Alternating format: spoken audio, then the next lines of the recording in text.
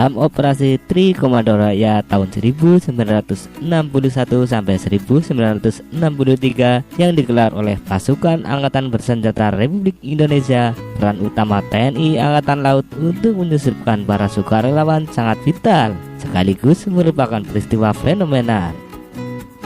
Salah satu aktivitas penyusupan yang melibatkan kapal-kapal perang TNI Angkatan Laut dan menjadi peristiwa fenomenal adalah peristiwa penyusupan seorang pejuang wanita dalam Trikora, yakni Herlina Kasim atau Herlina si Pending Emas.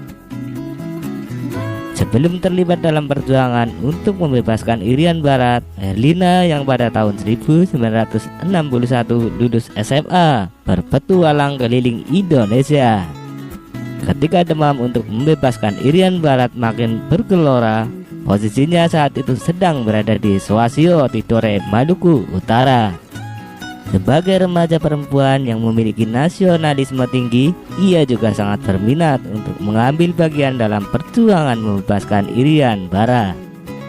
Selama berada di Suasio, Herlina mengekspresikan semangatnya untuk turut serta dalam operasi pembebasan Irian Barat dengan memberikan bimbingan kepada anak-anak dan penduduk setempat. Berita tentang upaya Republik Indonesia untuk membebaskan Irian Barat baik secara militer maupun diplomatik juga ditulis Herlina dalam mingguan karya.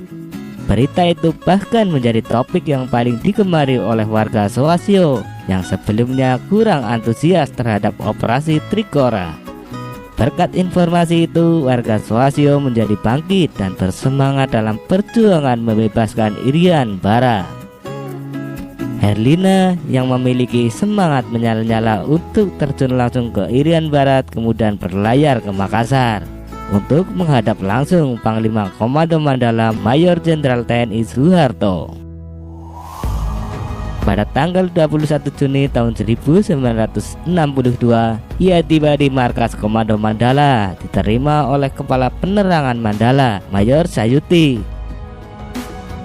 Mayor Sayuti sangat tertarik dan antusias terhadap semangat Herlina untuk terjun langsung ke dalam operasi Trikora. Namun dengan pertimbangan bahwa seorang wanita akan lebih mengalami tantangan di medan tempur yang masih liar, Mayor Sayuti tidak berani memberikan izin kepada Herlina. Karena Herlina keras hati untuk terjun langsung dalam operasi pembebasan Irian Barat, Mayor Sayuti kemudian mempertemukannya dengan Kolonel Ahmad Tahir. Di luar dugaan, Kolonel Tahir ternyata menyambut baik niat Herlina. Pada tanggal 23 Juni tahun 1962, Panglima Mandala Mayor Jenderal TNI Soeharto datang dari Jakarta untuk menghadiri rapat gabungan komando.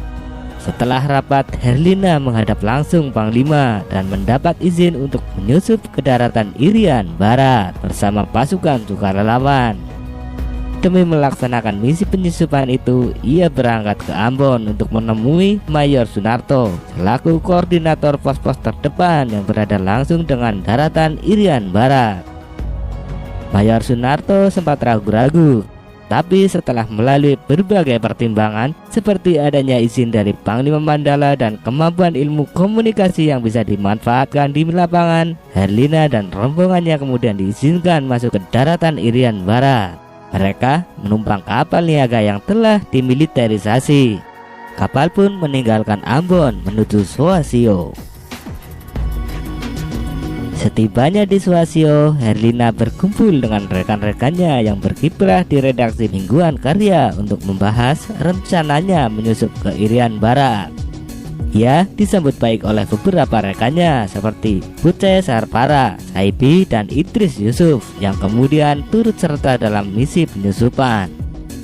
Setelah siap, Herlina dan rombongannya berangkat ke pos terdepan di Pulau Gebe, Halmahera Tengah, Maluku.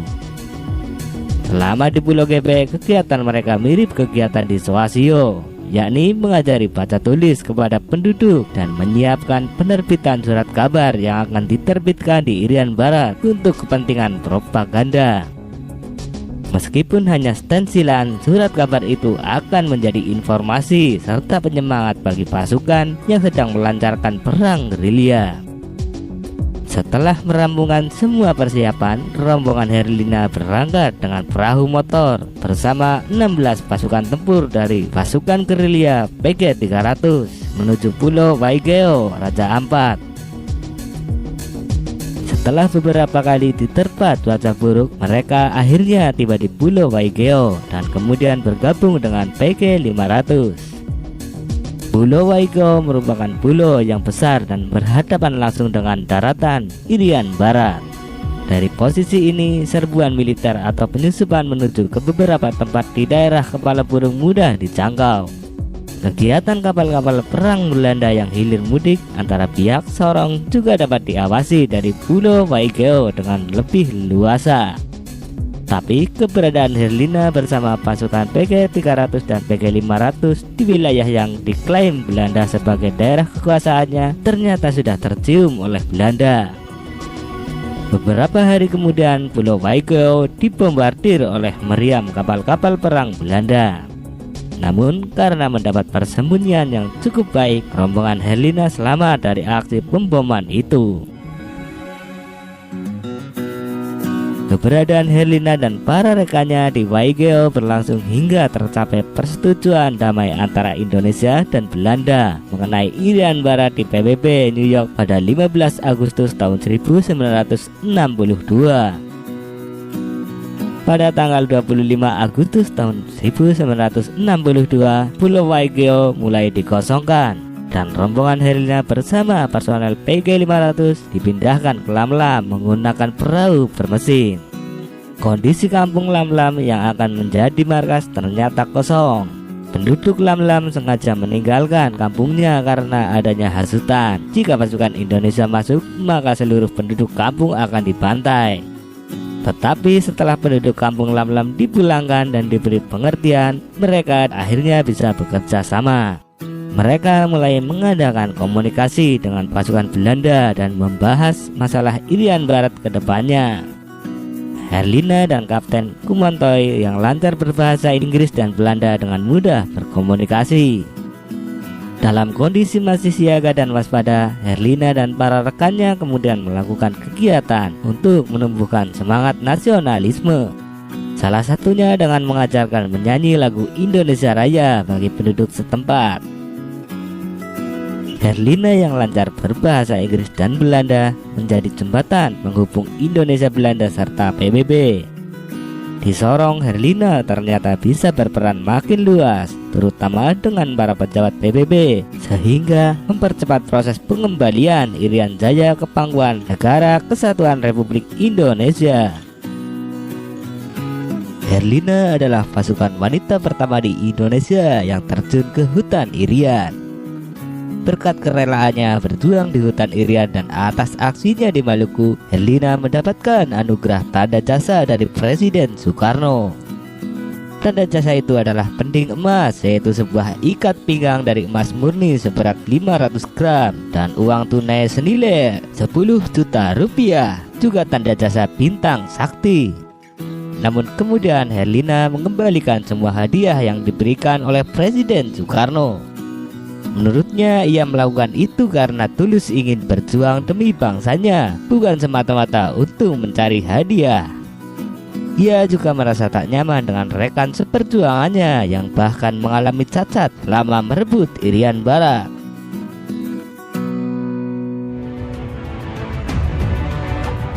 Setelah Trikora usai, Herlina juga terlibat dalam Dwi Komando Rakyat.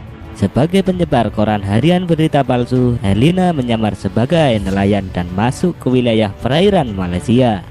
Surat kabar yang telah diterbitkan disebar oleh para kurir yang telah bersiap di wilayah Malaysia. Peredaran surat kabar palsu ini akhirnya terhenti ketika pecah gerakan 30 September tahun 1965. Setelah masa-masa pengabdiannya tersebut, sang pending emas tak terdengar kabarnya. Terakhir kali kabarnya menjadi perbincangan adalah ketika peringatan 50 tahun Trikora pada tanggal 19 Desember tahun 2011. Dalam acara tersebut ia mengajukan usul kepada Presiden Susilo Bambang Yudhoyono dan DPR untuk mengubah nama Papua menjadi Irian kembali. Menurutnya, nama Irian mengingatkan kembali bahwa NKRI adalah akhir dari seluruh rakyat Irian, seperti yang tercantum dalam arsip-arsip Untea dan hasil peperang. Herlina juga menambahkan, jika nama Papua identik dengan gerakan Organisasi Papua Merdeka atau OPM yang bertentangan dengan semangat para pejuang Trikora. Pada tanggal 17 Januari tahun 2017, Herlina si Pending Emas meninggal dunia di RSPAD Gatot Subroto, Jakarta akibat komplikasi penyakit diabetes dan gangguan paru-paru. Ia dimakamkan di TPU Pondok Ranggon, Cipayung, Jakarta Timur.